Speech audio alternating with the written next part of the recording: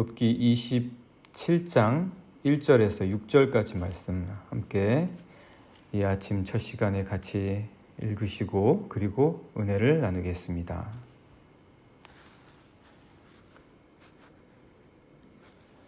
욥이 또 풍자하여 이르되 나의 정당함을 물리치신 하나님, 나의 영혼을 괴롭게 하신 전능자의 사심을 두고 맹세하노니 나의 호흡이 아직 내 속에 완전히 있고 하나님의 숨결이 아직도 내 코에 있느니라.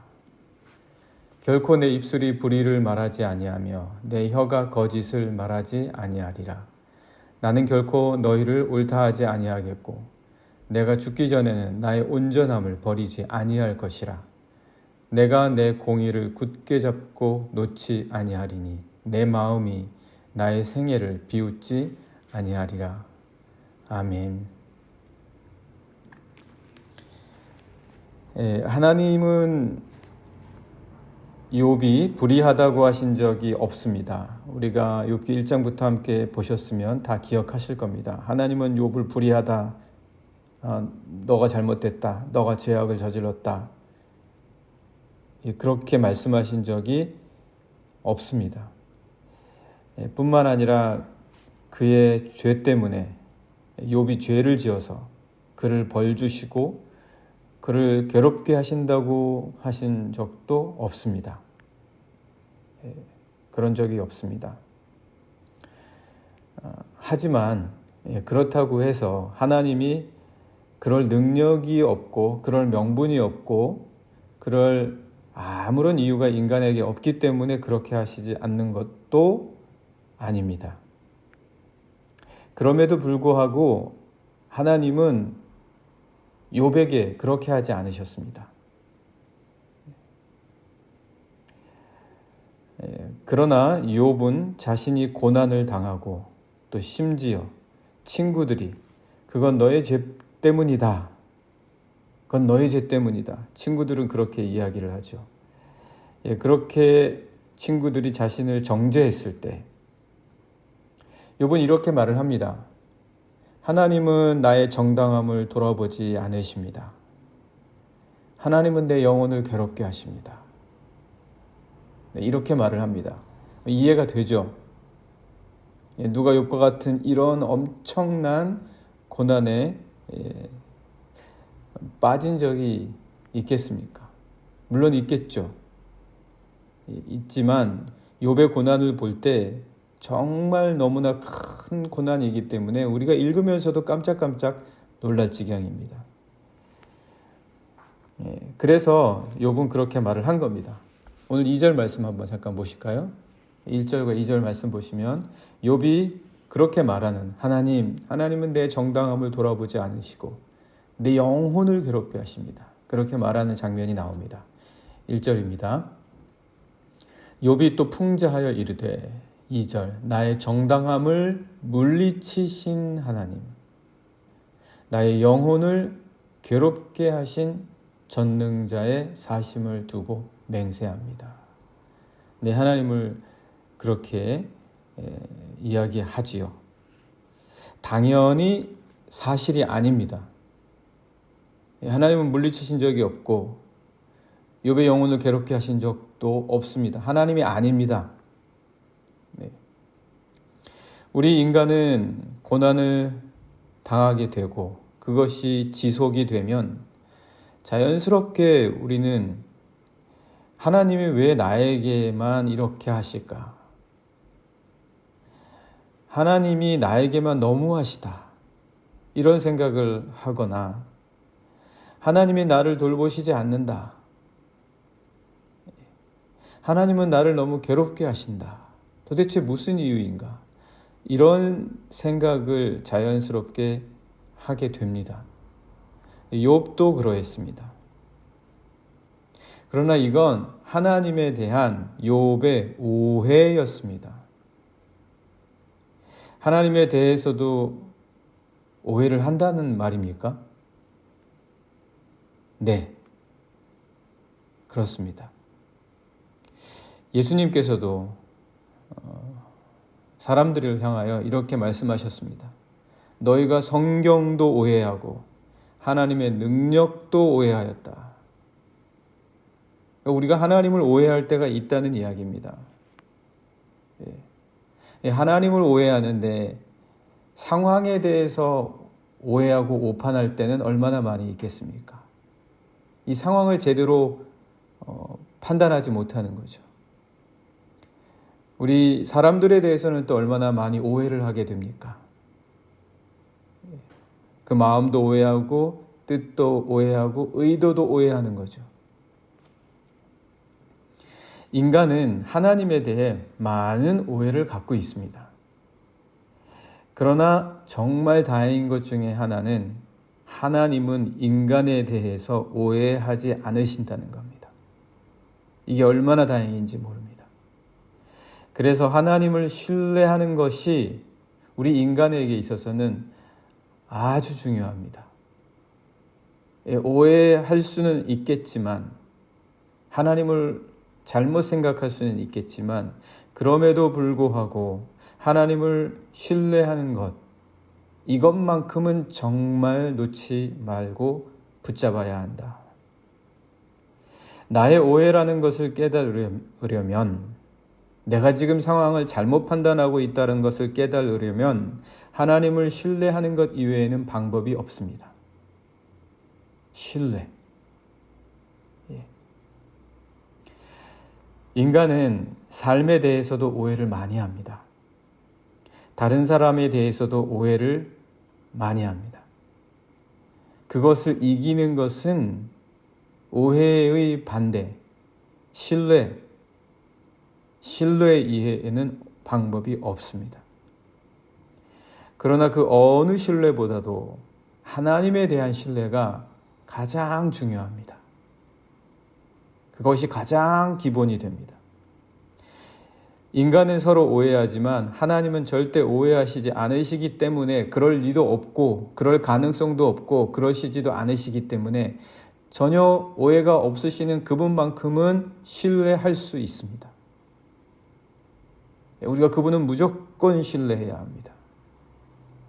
그러나 그것이 잘 되지 않죠. 그렇기 때문에 우리가 하나님은 반드시 신뢰해야 한다.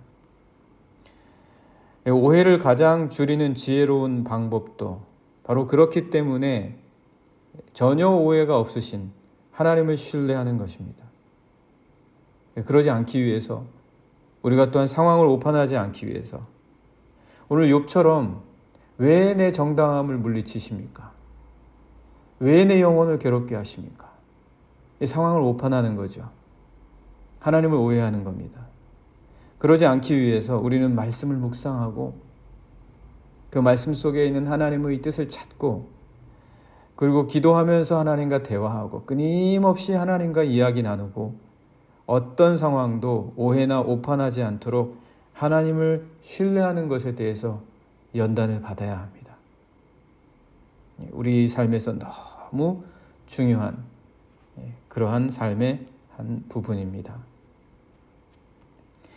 많은 사람이 오해 때문에 서로를 미워하고 서로를 떠나게 됩니다. 욥은 하나님에 대해 오해를 했습니다.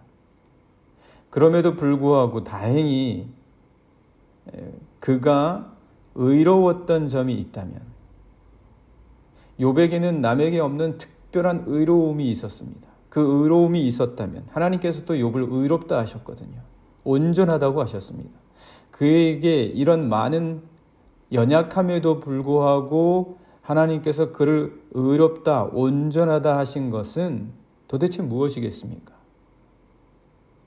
그것은 설령 하나님을 오해했을지언정 하나님에 대한 신뢰를 잃지 않았다는 것입니다.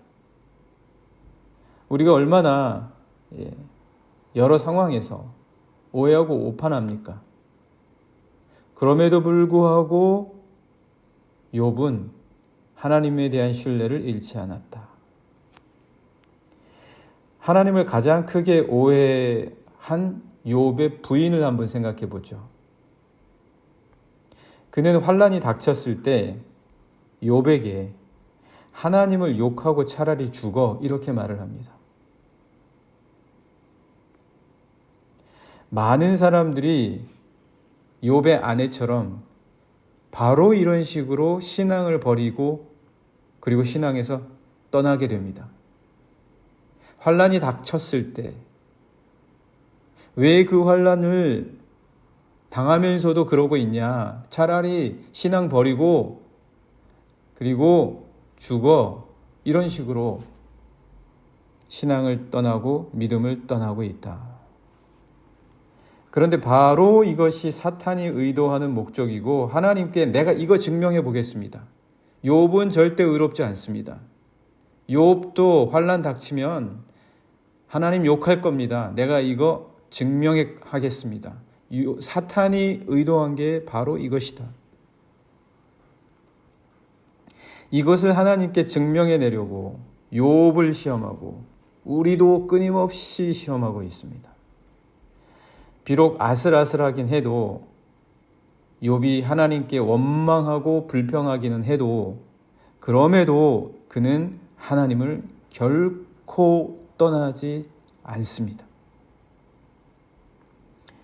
그는 하나님이 자신의 정당함을 물리치시고 자신의 영혼을 괴롭히시지만 그럼에도 불구하고 그는 이렇게 말합니다. 나에게는 아직 하나님의 숨결이 아직도 있다. 내게는 하나님의 숨결이 아직도 있다. 아직 남아있다는 겁니다. 하나님의 숨결 때문에 내가 숨쉬고 있다. 바로 이것이 그래도 나의 은혜다. 그래도 내가 여기 있다. 하나님의 숨결이 있는 것이 내게는 참으로 귀하다. 이것 아니겠습니까? 3절 말씀입니다. 3절 말씀 한번 같이 보겠습니다. 나의 호흡이 아직 내 속에 완전히 있고 하나님의 숨결이 아직도 내 코에 있다. 내가 모든 것을 잃어버리고 모두가 내 곁을 떠나고 내 자녀마저도 나보다 먼저 세상을 떠났지만 아직 하나님의 숨결이 내게 있다. 사탄은 이걸 빼앗아 가려고 하는 겁니다. 지금 마지막 남아있는 이것, 바로 이것을 빼앗아 가려고 하지만 하나님은 바로 또 이걸 보고 싶어 하시는 겁니다. 욥에게는 이것이 있기 때문에 하나님께서는 욥을 온전하고 의롭다. 그렇게 말씀해 주시는 거죠. 친구들은 어떻습니까? 말은 욥의 부인과 다르게 하나님의 뜻을 전한다고 그렇게 합니다. 하지만 그들은 모두 욥에게 너의 죄를 실토해라 이렇게 말하고 있습니다. 너가 고난당하고 있는 것을 보니까 틀림없이 너는 죄를 지었어. 그러니까 너의 죄를 실토해. 우리가 안 볼 때 너도 모르게 죄를 지은 거야. 죄를 실토해라고 다그치고 있습니다. 이 모든 재앙이 너의 죄라는 것이 사실임을 받아들이고 회개하라는 겁니다. 그것은 욥에게 자신의 생애를 부정하라는 것과 다를 바가 없습니다. 결국 하나님 때문에 살아온 지금까지 자신의 삶에도 불구하고 이 재앙을 당한다는 것을 인정하라는 거예요. 그런데 욥이 어떻게 그걸 받아들일 수 있겠습니까? 자기가 지금까지 살아온 그 모든 삶의 신앙이 하나님 때문에 감사하고 하나님 때문에 즐겁고 하나님 때문에 살아온 삶인데 그 모든 삶을 부정하고 지금 너가 받는 모든 재앙은 죄 때문이라는 사실을 인정하라는 것. 지금까지 너의 모든 삶은 잘못됐다. 이걸 어떻게 욥이 받아들일 수가 있겠습니까? 4절에서 6절 말씀 한번 보실까요? 4절에서 6절 말씀. 결코 내 입술이 불의를 말하지 아니하며 내 혀가 거짓을 말하지 않겠다. 난 절대 그럴 수가 없다. 내가 함께한 하나님과의 이 신앙의 삶을 내가 헛되다고 말할 수가 없다. 모든 것이 잘못됐다라고 말할 수가 없다. 비록 연약함은 있었겠지만 내 삶은 하나님과 함께한 삶이다. 절대 그렇게 말하지 않겠다. 이렇게 말을 하죠. 그래서 계속해서 5절을 보시면 나는 결코 너희를 옳다 하지 아니하겠고 내가 죽기 전에는 나의 온전함을 버리지 아니할 것이다. 내가 살아온 내 지금까지의 이 신앙의 삶, 하나님과 함께했던 이 신앙마저 버리면 나는 죽는 거다. 이 믿음의 삶마저 나보고 버리라고 하면 이게 하나님과 함께한 지금까지 이 삶이 잘못됐다라고 말하면 나는 없는 거다. 그렇게 이게 뭡니까? 사탄이 끊임없이 신앙을 부정해, 믿음을 부인해, 헛된 삶을 살았다고 인정해, 끊임없이 사탄이 욥을 무너뜨리려고 하는 거죠. 무엇을 통해서라도, 누구를 통해서라도 사탄이 그렇게 시도하고 있는 겁니다. 시험하고 있는 겁니다. 그래서 욥은 또 계속해서 6절에서 이렇게 말합니다. 내가 내 공의를 굳게 잡고 놓지 않겠다. 내가 살아온 신앙의 삶, 내가 살아온 이 믿음, 이거 내가 놓지 않겠다. 믿음이 내 의다. 내 신앙이, 내가 하나님을 바라보고 살아온 이 삶만이 내 의다. 내 공의다. 이거 잡고 놓지 아니하리니 내 마음이 나의 생애를 비웃지 아니하리라. 내 삶이 왜? 내가 왜 하나님을 살아온 삶을 스스로 비웃겠냐? 난 절대 하나님과 함께 살아온 내 삶을, 내 신앙을 스스로 비우는 어리석은 짓을 범하지 않겠다. 그렇게 욥이 말합니다. 사탄은 바로 이것을 역시 의도하고 있습니다. 그렇게 하라는 거예요. 너의 삶은 보잘것없고 스스로 비웃어. 너의 삶을 가치 없는 것이 어쩌나. 너가 지금 재난을 받고 있는 것 봐. 그렇게 격동시키고 있습니다. 내가 하나님을 믿고 살아온 인생의 결과가 뭐냐? 그 유익이 도대체 무엇이고 하나라도 유익한 것이 없지 않냐? 인정해 라고 하는 것입니다. 그러나 욥이 하나님을 원망하고 불평했다고 하더라도 자신의 삶이, 그의 믿음의 삶이 결코 무가치한 것이라고 인정하고 있는 것은 아닌 것이 분명합니다. 그래서 그는 결코 너희가 옳다고 하지 않을 것이다 라고 말하면서 내가 살아온 신앙의 삶을 스스로 비웃지 않겠다. 나는 내 믿음의 삶, 내 신앙의 삶을 후회하지 않는다.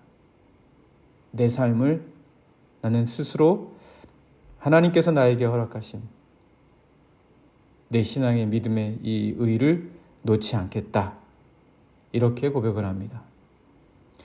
네, 오늘 이 아침에 함께 같이 기도하면 좋겠습니다.